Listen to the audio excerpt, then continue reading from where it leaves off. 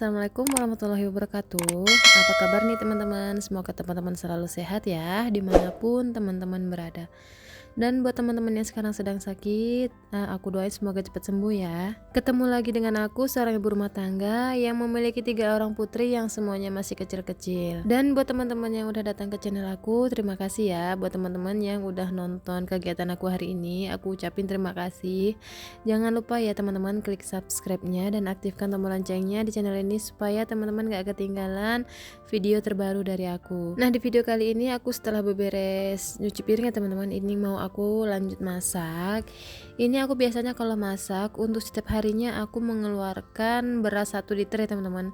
Ini kadang juga nggak habis, kadang aku kalau masak 1 liter itu kadang besok paginya itu masih sisa.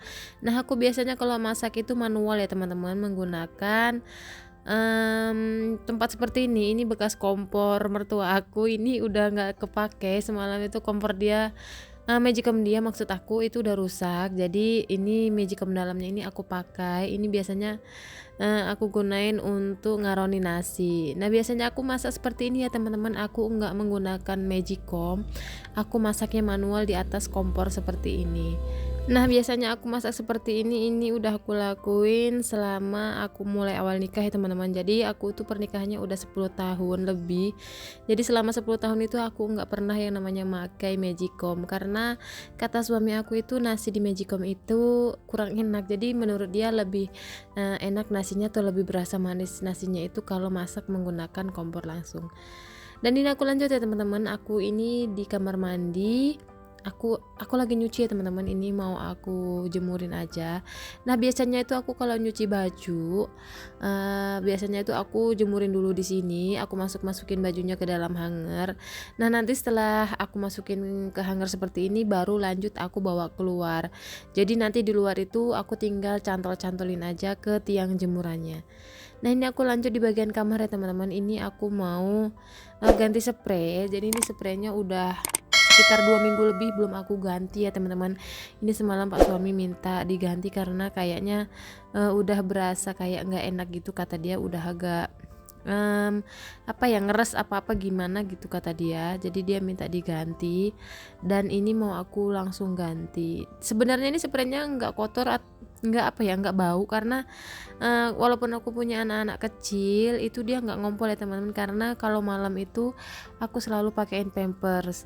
Nah, yang untuk anak aku yang 3 tahun itu sebenarnya kan dia udah nggak pakai pampers ya teman-teman, dia bisa langsung ke kamar mandi. Cuman kalau untuk tidur malam itu masih selalu aku pakaiin pampers karena takutnya dia masih suka pas kencing gitu nggak berasa. Sebenarnya dia kalau lagi berasa kencing dia pingin ke kamar mandi gitu, cuman karena lagi keadaannya tidur ya dia nggak bisa kebangun ya teman-teman, akhirnya bisa ngompol di kasur. Dan aku takut nanti kasurnya tambah bau, makanya setiap malam itu aku selalu pakein dia pampers.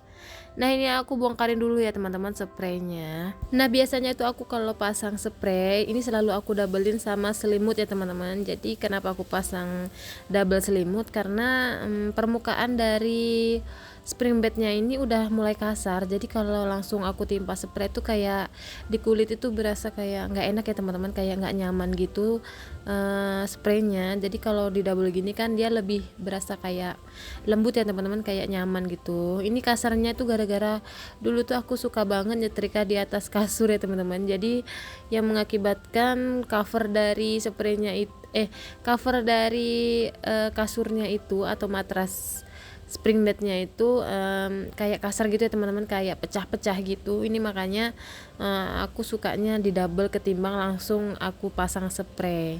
Nah, buat teman-teman yang baru ngeliat video aku atau salvok sama kamar aku yang dipasang kasur tingkat, ini alasan kenapa aku pasang kasur tingkat, karena aku memiliki 3 orang anak ya teman-teman. Dan anak aku itu yang paling besar itu usianya 9 tahun. Nah, itu dia tidurnya biasa di atas, dan yang di bawah itu aku, suami, sama 2 anak balita aku. Jadi karena Maklum ya teman-teman, kontrakan 3 petak itu kan biasanya kamarnya cuma satu, makanya kalau tidurnya di satu kasur gitu kayaknya nggak muat, makanya aku bikinin tingkat seperti ini. Ini sebenarnya kasurnya luas ya teman-teman, cuman karena di kamera aja kelihatannya kecil. Nah, ini aku lanjut di bagian ruang tamu ya teman-teman. Ini aku mau beresin di bagian depan dulu.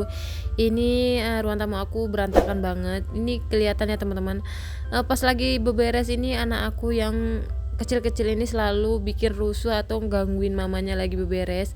Jadi setiap barang-barang yang udah disusun di tempatnya itu kayak diberantakin lagi, setiap disusun berantakin lagi. Masya Allah, ini bener-bener sebenarnya saya ngerjain ini sambil merepet ya teman-teman, kayak biasalah emak-emak ya teman-teman, kalau lagi beberes digangguin tuh kayaknya kesel gedek sendiri. Ini sebenarnya aku lagi merepet, cuman karena di kamera jadi nggak terlihat. Gimana nggak sebel ya teman-teman, karena tuh lihat tuh teman, udah aku susunin di atas tuh dijatuh-jatuhin sama anak balita aku yang paling kecil. Masya Allah, ujian berat seorang ibu, harus sabar ya teman-teman ngadepin anak-anak yang lagi aktif-aktifnya. Nah, ini aku lanjut ya teman-teman buat beresin atau nyapu-nyapuin di bagian karpet. Ini biasanya itu aku kalau beresin di bagian karpet aku nggak pakai sapu lantai, karena emang kalau bagian karpet itu kan susah ya teman-teman untuk nyapunya. Ini sebenarnya harus divakum juga, cuman karena hari ini aku lagi mager ngevakum, ini mau aku sapuin aja pakai sapu lidi. Nah, ini aku mau sapu-sapuin dulu di bagian dalam sampai bagian ruang tamu ya teman-teman. Ini mau aku kumpulin dulu sampahnya, lalu aku buang seperti biasa pakai pengki. Nah, aku biasanya tuh kalau buang sampah di dapur ya teman-teman, karena di dapur itu udah aku sediain tempat sampah. Kenapa aku nggak buangnya di luar? Karena di luar itu nggak ada tempat sampah ya teman-teman, karena males banget gitu naruh tempat sampah di luar, karena suka banget diacak-acak sama kucing ataupun tikus. Nah, ini aku lanjut setelah nyapu, aku biasanya langsung ngepel ya teman-teman, karena ini kebetulan lantainya juga agak-agak lengket. Jadi itu tadi malam anak-anak itu dibeliin martabak sama ayahnya, dan kebetulan martabaknya itu nggak habis. Nah, tadi pagi tuh dia makan martabak lagi, dan di lantainya itu banyak banget tumpah-tumpahan atau bececeran coklat-coklat sisa martabak. Jadi makanya nih lantainya lengket banget ya teman-teman karena coklat. Ini langsung dipel aja supaya nggak lengket-lengket lagi. Nah, alhamdulillah pekerjaan aku udah selesai teman-teman. Terima kasih banyak ya teman-teman udah nyaksin video aku. Semoga teman-teman nggak bosen ngeliat atau nyaksin video aku yang setiap harinya hanya beberes rumah yang dirusuin sama anak-anak.